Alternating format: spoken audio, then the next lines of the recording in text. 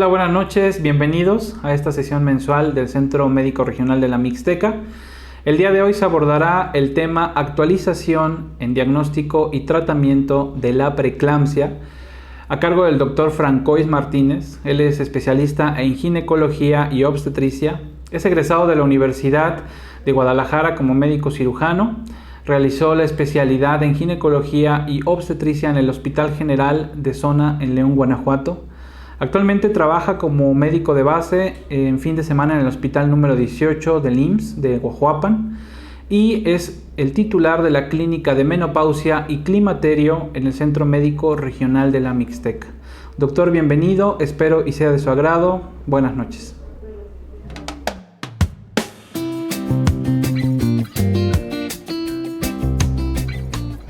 Buenas tardes tengan ustedes. El día de hoy me presento, soy el doctor Carlos J. François Martínez, soy médico ginecobstetra, egresado de la Universidad de Guanajuato, y la plática que tocaremos el día de hoy sería actualización en el diagnóstico y tratamiento de la preeclampsia. Abarcaremos el contenido de esta plática dividiéndola en rasgos de epidemiología, definición de la enfermedad, factores de riesgo, diagnóstico, tratamiento y seguimiento de la paciente. Iniciaremos hablando un poco de la muerte materna en México. Hablando principalmente antes del 2019, las enfermedades hipertensivas se consideraban la principal causa de muerte en México, abarcando un 15%. Sin embargo, con la aparición de la nueva pandemia, que es el COVID-19, esto se desplaza y el COVID-19 actualmente ocupa del 21.6% de pacientes confirmados y 4.9% pacientes con sospecha de COVID. Y las enfermedades hipertensivas pasarían a un tercer lugar, seguido de la hemorragia obstétrica. Como tal, las entidades que abarcan la preeclampsia o donde se reportan mayor muertes maternas abarcan los que están los de Chiapas, el Estado de México, Puebla, Jalisco, Chihuahua y Ciudad de México. En conjunto suman el 40% de las defunciones registradas. ¿Cuál es la relevancia de las enfermedades hipertensivas? Hablando del panorama de la preeclampsia a nivel mundial, vamos a tener reportados que del 10 al 15% de las muertes maternas va a estar ocasionado por la preeclampsia. Aún se desconoce la causa específica de la preeclampsia, sin embargo vamos a estar abarcando causas inmunológicas, trombóticas, genéticas y teorías acerca de la placentación. De acuerdo con la OMS, la incidencia de la preeclampsia a nivel mundial va a ser del 2 al 10% del total de los embarazos y su prevalencia va a ser mayor en países en vías de desarrollo, como es nuestro México. Hablando a nivel local, en México va a constituir la principal causa de muerte materna en las instituciones que conforman el Sistema Nacional de Salud, el cual se va a presentar en 2 millones de pacientes embarazadas cada año y de cual estas pacientes 250,000 a 300,000 van a tener alguna complicación. En consecuencia, cada año 30,000 mujeres van a quedar con alguna secuela obstétrica y lo cual va a conllevar a que estas pacientes queden discapacitadas. Sin embargo, aunque el 85% de las pacientes que se reportan en nuestras estadísticas son prevenibles de muertes, aún tenemos una alta tasa de incidencia y vamos a tener que aún fallecen pacientes anualmente 1,000 mujeres embarazadas. ¿Cuál es el ámbito o el impacto social que van a tener nuestras muertes maternas? Si consideramos que nuestra mujer es la fuente de la familia, vamos a tener que la muerte de una mujer y el deterioro de su salud va a tener consecuencias graves para el bienestar de la familia y la comunidad, debido a que ellas son las pacientes creadores de la nueva vida y las cuales van a llevar a cabo la formación y educación de nuestros hijos. Las labores adentro y fuera de sus viviendas y las que igual van a constituir una columna vertebral dentro de los hogares y dentro de la sociedad.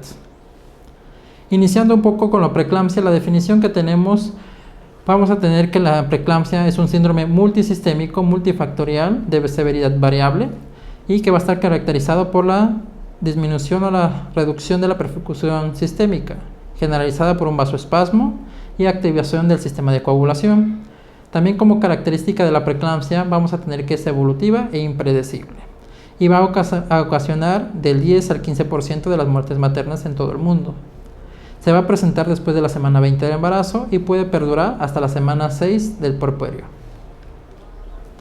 Los factores de riesgo que implica la preeclampsia vamos a tener en conjunto de ellos primiparidad, gestación múltiple, hipertensión arterial crónica, antecedentes de preeclampsia, lo cual va a aumentar 7 veces una paciente que ya lo ha tenido previamente, fertilización in vitro, historia familiar de preeclampsia, diabetes tipo 1 o tipo 2, obesidad, enfermedades autoinmunes, incluyendo lupus, y edad materna avanzada arriba de los 40 años. Hablando específicamente del diagnóstico de la paciente con preeclampsia, vamos a manifestar que nuestra paciente tiene cifras tensionales arriba de 140-90. Esto va a estar corroborado en 2 tomas con diferencia de 4 horas cada una.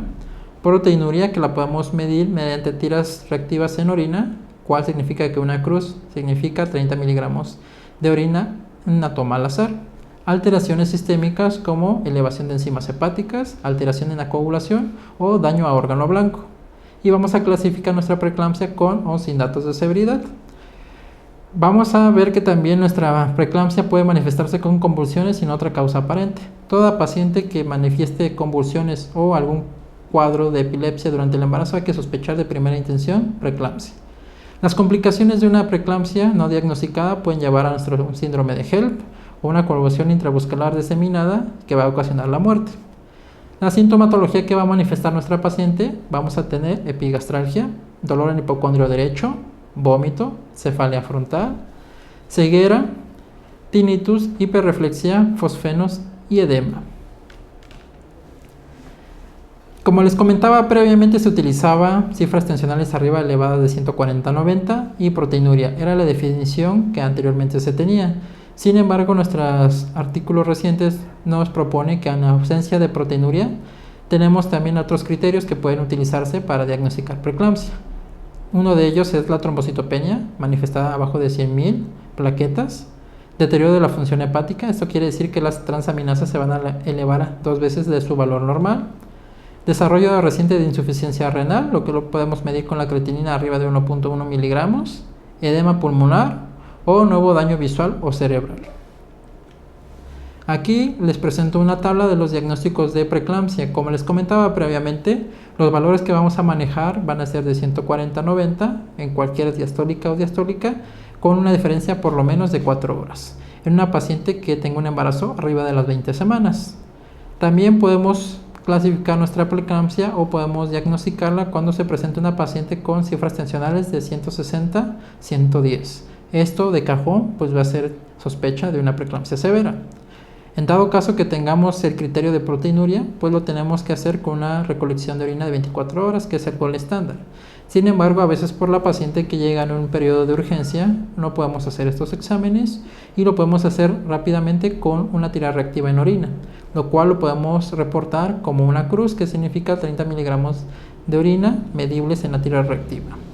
En dado caso que nuestra paciente tenga hipertensión, pero no cumple el criterio de proteinuria, podemos tomar algunos de los otros criterios que nos manifiestan, los cuales de ellos ya habíamos comentado: la trombocitopenia abajo de 100.000 plaquetas, insuficiencia renal con creatinina arriba de 1.1 y elevación de enzimas hepáticas, edema pulmonar y alteraciones visuales o cerebrales. En ello incluyo los datos de vasoespasmo, cefalea, fosfeno o tinnitus. La diferencia de la preeclampsia con o sin datos de severidad lo vamos a resumir en esta tabla. La preeclampsia con datos de severidad va a presentarse en aquellas pacientes que manifiesten cifras tensionales de 160-110 en 2 ocasiones, probablemente corroborado por una diferencia de 4 horas. Pacientes con trombocitopenia abajo de 100.000, elevación de enzimas hepáticas al doble de lo normal, insuficiencia renal manifestado como creatinina arriba de 1.1, edema pulmonar o datos de vasoespasmo como puede ser cefalea, fosfeno o acúfenos. Anteriormente era tomado en cuenta la restricción de crecimiento intrauterino, sin embargo este criterio ya no es utilizado actualmente. ¿Cómo vamos a prevenir nuestra preeclampsia? Como dijimos al inicio de la práctica, es una enfermedad que evoluciona y no es predecible. Sin embargo, podemos ver algunos factores de riesgo y poder prevenir a la paciente que se severice en su preeclampsia. Lo que recomienda la bibliografía es que podemos utilizar el ácido acetil salicílico de 60 a 80 miligramos o hasta 100 miligramos diarios. Esto se va a utilizar a partir del final del primer trimestre en aquellas pacientes que tengan antecedente de preeclampsia en un embarazo previo, que tengan parto prematuro abajo de las 34 semanas o que hayan tenido antecedentes en preeclampsia en más de un embarazo. Hablando específicamente del manejo de la preeclampsia antes de la resolución del mismo, vamos a tener que hacer una evaluación inicial. Esto incluye todo el perfil bioquímico, el cual está compuesto de biometría hemática, química sanguínea, pruebas de funcionamiento hepático, Si nuestra paciente está estable y cumple con una preeclampsia sin datos de severidad, quiere decir cifras tensionales abajo de 160-110, podemos hacer una recolección de orina de 24 horas, que sería el gol estándar. En aquellas pacientes que tengan síntomas de preeclampsia severa, pues no vamos a esperar a esto. Y en todas las pacientes hay que determinar el índice de líquido amniótico para determinar la situación en que está nuestro bebé y poder hacer un perfil biofísico. ¿De acuerdo? ¿Cuáles van a ser las indicaciones para interrumpir nuestro embarazo? Van a ser aquellas pacientes que presenten hipertensión severa recurrente. Hablamos específicamente de las cifras tensionales arriba de 160-110, sea la etapa que presente nuestro embarazo, debido a que existe el alto riesgo de desprendimiento de placenta. Síntomas recurrentes de cefalea, vasoespasmo, insuficiencia renal severa, síndrome de Hell, el cual es un acrónimo de hemólisis, elevación de enzimas hepáticas y disminución de las plaquetas. En aquellas pacientes que tengan clínica de edema pulmonar, aquellas pacientes que tengan una convulsión sin causa aparente, lo cual vamos a clasificar como una eclampsia. En aquellas que tengan abrupto placentae, el cual me refería como un desprendimiento de placenta, un sangrado venoso, o en aquellas pacientes que tengan ruptura prematura de membranas. ¿Cuáles van a ser las directrices para interrumpir nuestro embarazo? En todas las pacientes siempre hay que valorar la edad gestacional, ver si tienen alguna restricción de crecimiento fetal severo. En aquellas pacientes también que tengan un oligodendromios persistente, abajo de 2 centímetros de líquido amniótico. En aquellas que tengan un perfil biofísico de 4 de 10 en 2 ocasiones. En aquellas pacientes obviamente que tengan muerte fetal, o en aquellas donde hagamos un ultrasonido fetal, donde hagamos un flujo reverso de nuestra arteria umbilical, o en aquellas que tengan algún dato de desaceleración, una prueba de bienestar fetal como sería la prueba sin estrés. Hablando de los diagnósticos diferenciales, en lo cual nos pueden confundir habitualmente la preeclampsia, porque debido a que sus criterios son muy grandes, podemos incluir lo que van a ser la hipertensión arterial crónica. Y esto lo vamos a diferenciar porque aquellas pacientes que presenten hipertensión antes de las 20 semanas vamos a catalogarlas como una hipertensión arterial preexistente. En aquellas pacientes que tengan nefropatías de bases previas al embarazo, en aquellos pacientes que tengan síndrome de Cushing, específicamente en causas autoinmunes, pancreatitis, lupus y trastornos convulsivos primarios como la eclampsia. La eclampsia y la epilepsia en una paciente que no está diagnosticada pues lleva a confundirnos y puede catalogarla como una preeclampsia. La sintomatología que vamos a poner con estas patologías de base puede ser la hipertensión, la proteinuria, la edema y la cefalea. Todas aquellas pacientes que presenten hipertensión severa, dolor en el epigastrio o algún dato de vasoespasmo van a ser indicaciones para hospitalización urgente para investigar o diferenciar el diagnóstico. ¿Cuáles van a ser las metas terapéuticas de tratar a una paciente con preeclampsia? En primera instancia, la seguridad de la madre y del feto. En medida de lo posible que nuestra paciente tenga un control adecuado de las cifras tensionales, procuraremos que el parto sea vía vaginal, lo cual disminuye el tiempo de exposición, una cirugía y la disminución del sangrado mediante parto, a diferencia de una cesárea. Vamos también a utilizar el sulfato de magnesio en aquellas pacientes que tengan una preeclampsia severa para evitar la eclampsia y una repercusión neurológica. También vamos a llevar como una meta terapéutica utilizar inductores de madurez pulmonar, lo cual nos va a retrasar el manejo, pero nos va a disminuir la morbilidad fetal. Y muy importante, el seguimiento en el puerperio. En una preeclampsia sin datos de severidad, procuraremos siempre el parto vía vaginal, un manejo conservador en aquellas pacientes que tengan un embarazo menor a 38 semanas y las metas terapéuticas dependiendo de las comorbilidades de la paciente. Si no las presenta, las cifras a mantener, una cifra diastólica va a ser de 80 a 105 milímetros de mercurio y en lo que respecta a la cifra sistólica de 130 a 150 milímetros de mercurio. En aquellos pacientes que presenten comorbilidades, las cifras diastólicas que vamos a manejar van a ser de 80 a 89 milímetros de mercurio y una sistólica de 130 a 139 milímetros de mercurio. El seguimiento de estas pacientes en una preeclampsia sin datos de severidad va a ser una vez por semana en la consulta de alto riesgo y una vez cada 2 semanas el ultrasonido obstétrico y pruebas de bienestar fetal, como es el estudio cardiotocográfico, además de su perfil bioquímico semanal. ¿Cuáles van a ser los antihipertensivos que podemos utilizar en una paciente sin datos de severidad? Podemos manejar algunos que nos comenta la bibliografía, como va a ser el abetalol, el nifedipino, la metildopa y la hidralazina.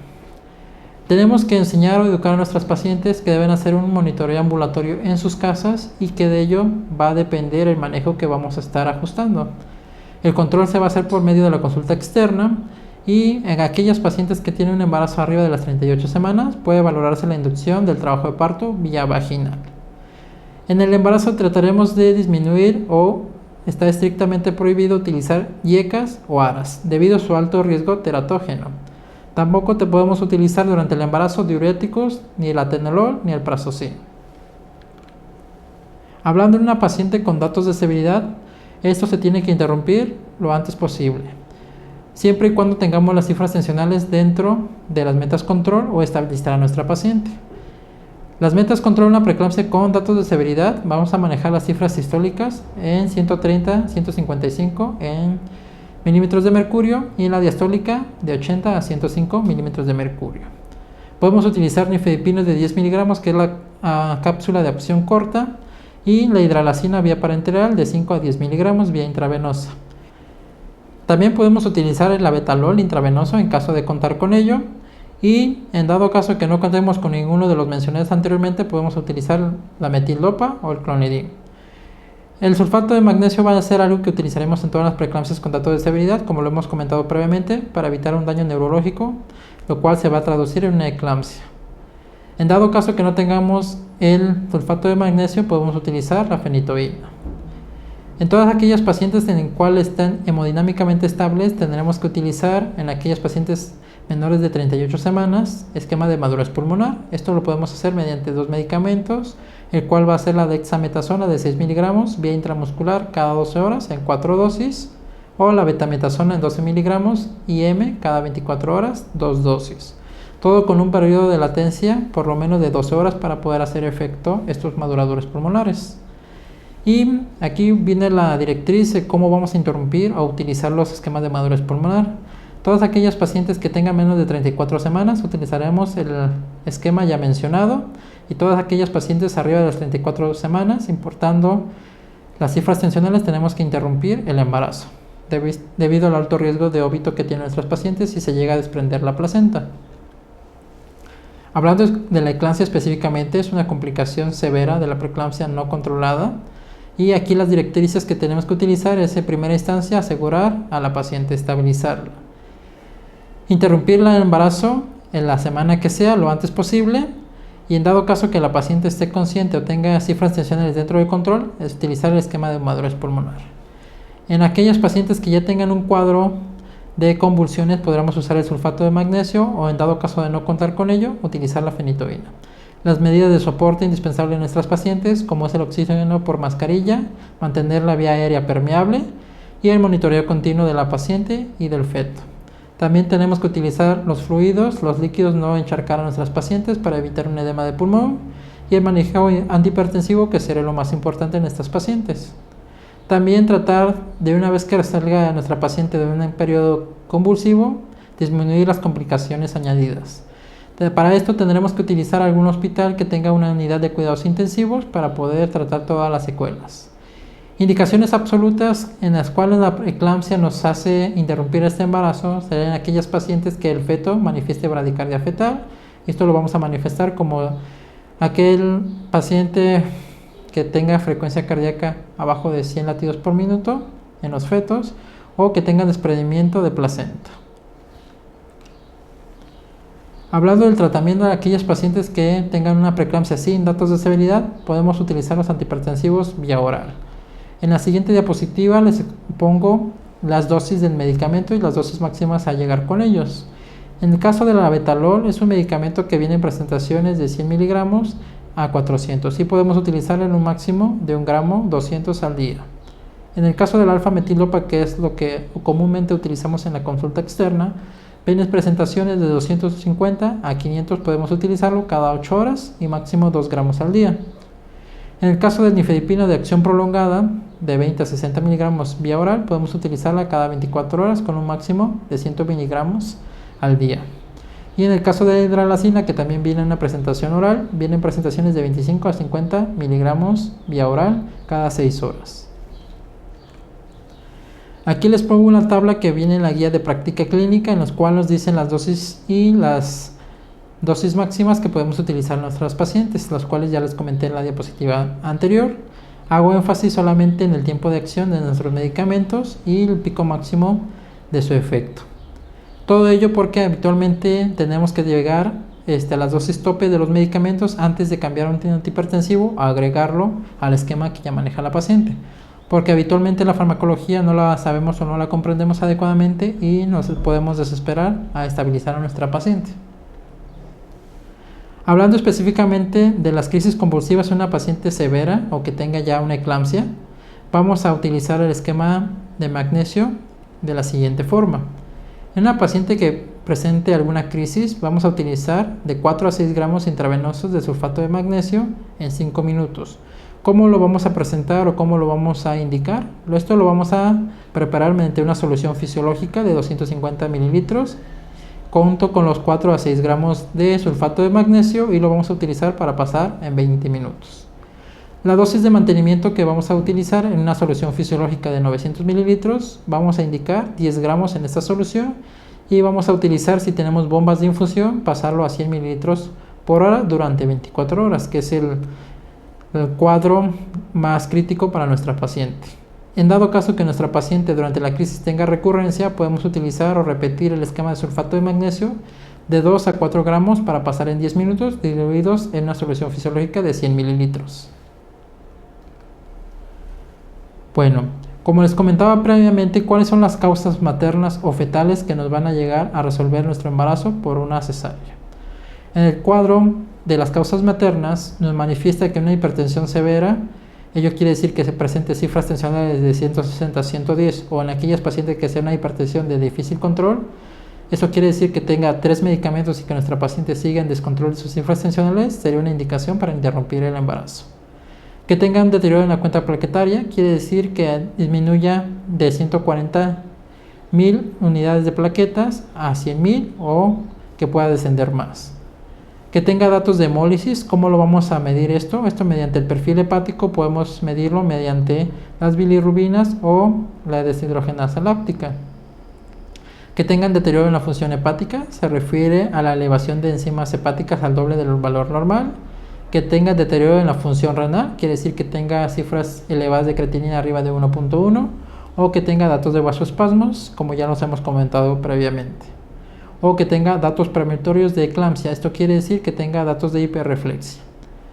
En el lado de las causas fetales podemos manifestarlas por 3 principalmente, el cual nos habla del desprendimiento prematuro de placenta. Esto lo vamos a sospechar en aquella paciente que tenga un sangrado indoloro y en el cual paciente neonatal presente frecuencias cardíacas abajo de 100 latidos por minuto. En las cuellas las pacientes tengan una restricción de crecimiento intrauterino severo. Esto solamente lo podemos medir mediante un ultrasonido Doppler. O en aquellos que los pacientes tengan un estado fetal no confiable. Esto lo podemos demostrar mediante una prueba de bienestar fetal como sería la PCS o el perfil biofísico. En resumen de esta plática, las conclusiones que vamos a llevar a cabo, vamos a obtener primero que la enfermedad hipertensiva representa la tercera causa de muerte en México. Muchas de ellas, o el 80% de ellas, van a estar representadas por la preeclampsia. La preeclampsia la podemos clasificar en datos de severidad y sin datos de severidad. La diferencia entre estas dos van a ser las cifras tensionales que maneje. En el caso de la preeclampsia con datos de severidad, vamos a manejar cifras tensionales de 160 a 110, con algunos de los criterios que ya hemos manifestado previamente. El otro punto importante a llevarnos de esta plática sería la prevención. En todas las pacientes en las cuales identifiquemos algún factor de riesgo, es importante, en medida de lo posible, utilizar la aspirina. La aspirina viene en presentaciones de 60, 80 a 100 miligramos. Y esto lo vamos a poder utilizar a partir del final del primer trimestre, el cual estaría representado a partir de la semana 14 en adelante. El otro punto a llevarnos a cabo puede ser también el manejo inmediato de nuestra preeclampsia. Dependiendo si es severa o si es sin datos de severidad, podemos ver si a esta paciente le tenemos que ofrecer algún esquema de madurez pulmonar, en el cual sería en un caso de una preeclampsia sin datos de severidad, o tenemos que interrumpir inmediatamente para no comprometer el bienestar de la paciente y del feto. Como recomendación a aquellos pacientes con preeclampsia con datos de severidad, es importante estabilizar a nuestra paciente. Para ello, lo recomendable sería estabilizar a nuestra paciente monitorizando los signos vitales, indicando 2 vías intravenosas de gran calibre, poniendo una sonda Foley para medir la uresis de los medicamentos que vamos a estar utilizando y tener a la mano nuestro laboratorio para poder pedir los perfiles bioquímicos necesarios. En el manejo de las preeclampsias con datos de severidad, les recomiendo utilizar una precarga de solución fisiológica o Harman de 500 mililitros para poder, previamente a eso, valorar que nuestra paciente no vaya a presentar algún desprendimiento de placenta. ¿A qué me refiero? Que habitualmente las pacientes que llevan cifras tensionales de 180 a 160-10, a veces queremos bajar las cifras de golpe y tratamos de dar nifedipino vía sublingual, y sin embargo esto hace una pérdida o caída abrupta de la presión, y lo cual puede ocasionar la muerte fetal también si no lo utilizamos adecuadamente. En dado caso que no podamos utilizar el nifedipino o no lo sepamos utilizar adecuadamente, podemos usar la hidralazina, que también viene de manera intravenosa en casos críticos de 5 a 10 miligramos, y repetir la dosis cada 10 minutos.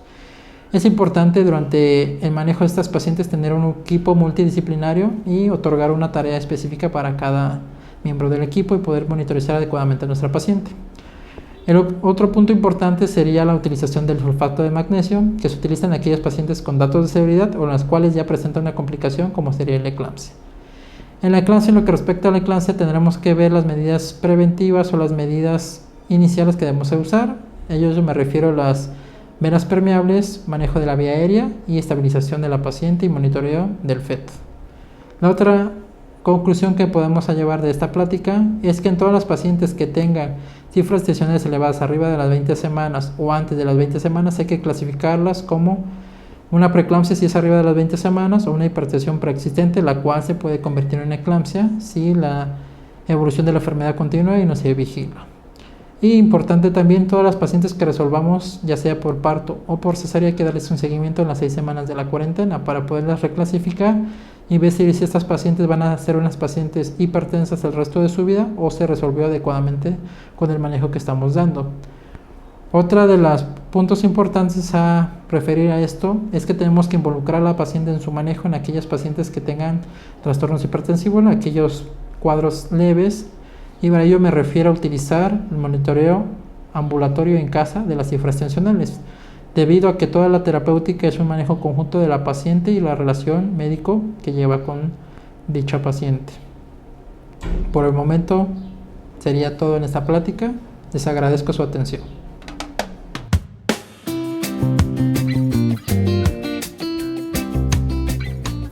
Esperando que haya sido de su agrado esta sesión, realmente un tema bastante importante, muy frecuente y que desgraciadamente tiene muchas implicaciones, tanto médicas como legales. Les deseamos su asistencia y su interés y que tengan muy buena noche. Nos vemos la próxima sesión. Hasta luego.